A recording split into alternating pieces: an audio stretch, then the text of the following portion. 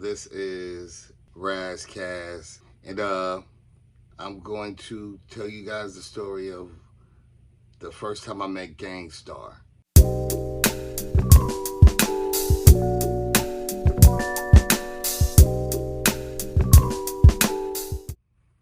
Alright, so Wino, the producer, Wino, the legendary producer, Gangsta's Paradise and all that for Coolio. Wino believed in me and always supported me, and at the time I was still a pretty rebellious and just doing a lot of young dumb full of cum, as they say. So I ended up catching a case. I was gone for about a year, and during that time I was able to call him collect. And at some point he in that process, I remember him telling me, it's popping, we got a deal, and we're signing the Tommy Boy. And like within that year, a whole bunch happened. Really by the time I was getting out, Coolio's first album was, I think, out. And they would then, completely inclusive. And, Wino and Coolio pulled me in, put me on tour with them. I'm doing Lollapaloozas, just all kind of wild stuff. There's some other stories I could go into about that. This one time they fly me and Bird, who's my creative match. He's the producer, I'm the MC.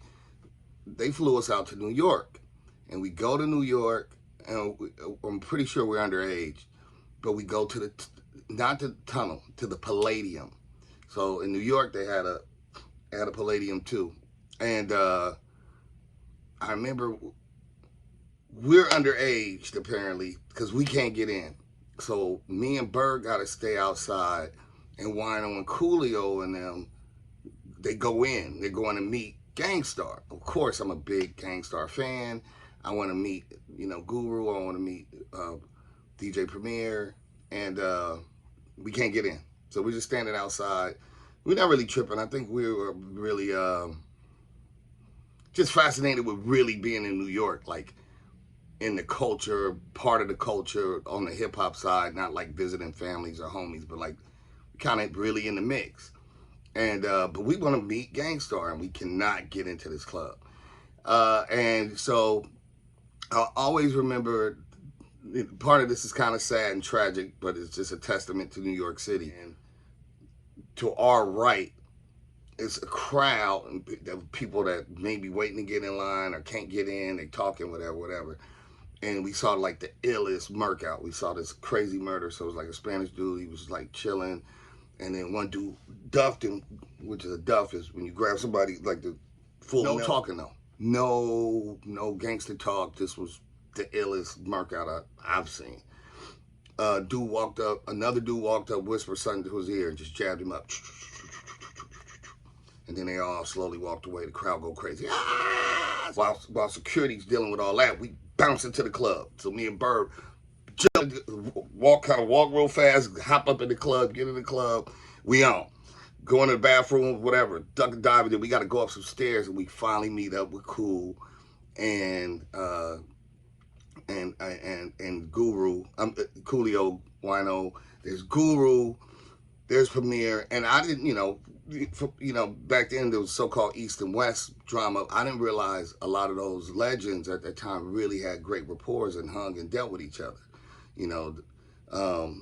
Dub C and the Ice Cubes was, working with the Bomb Squad. So we're hearing all this crap from the media, not knowing these dudes, East to West, roll with each other and got rapport and hang with each other.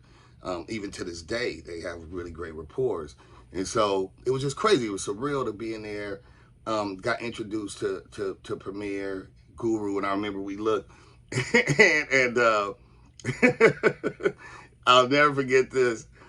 It was a dude with a bottle of Moet, because that was the thing that was popping. He wasn't with the Gangstarr family, but I remember two things that us as these youngsters kind of looking at these, these New York dudes. I remember this one dude, he was like popping, you know what I'm saying? He had the big bottle, he's swigging out the bottle, and then when the light hit the bottle was empty. So me and Bird was like, yo, this nigga's fronting, this nigga's fake. It was some nigga in the club. So that was hilarious. And the other thing is that I remember J. Rue the Damager walks up and, you know, of course, Come Clean. This is about 1994, just to give y'all some backstory. Like probably late 1994. Bird leaned over like, oh, that's the nigga that be dissing the West. And I remember looking at J. Rue like, you know what I'm saying? Like, yeah, that nigga be, you know, stupid kid shit. You know what I'm saying? Because the Come Clean, you know, fake gangbangers, you know what I'm saying? Whatever. I don't bang bang or shoot out bang bangs. They're relentless lyrics. They're only dope I slang. Oh, shit. This is just kind of crazy. So I got to meet Guru, got to meet Primo, got to meet J. Rue. And then, you know, later on in life, from there, because I had a demo, people don't know this, I had a demo before Soul on Ice. And Cool and them were trying to walk me to be signed at Tommy Boy also, you know, home of, you know, Naughty by Nature. Coolio was signed there, you know, other dope people.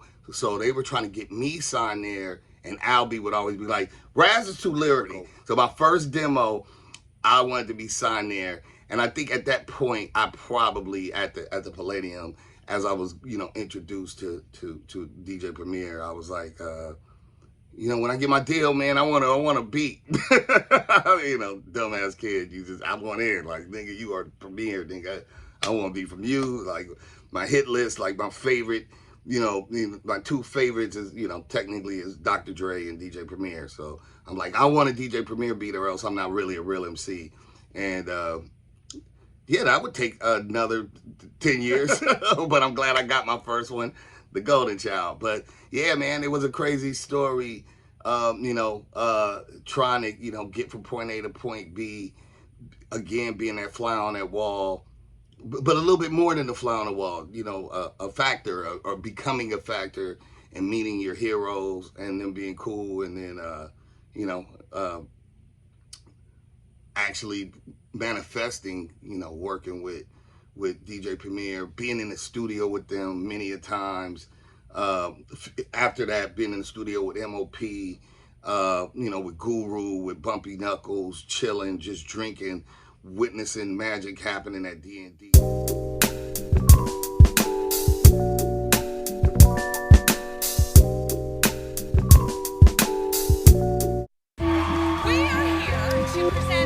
Contemporary artists. Different era, bro. After 29, you refine as the time passed. Gangsta but mature, pour my 40 in the wine glass. On my grown man, I stack bands to buy land. You stack bands to buy a dance.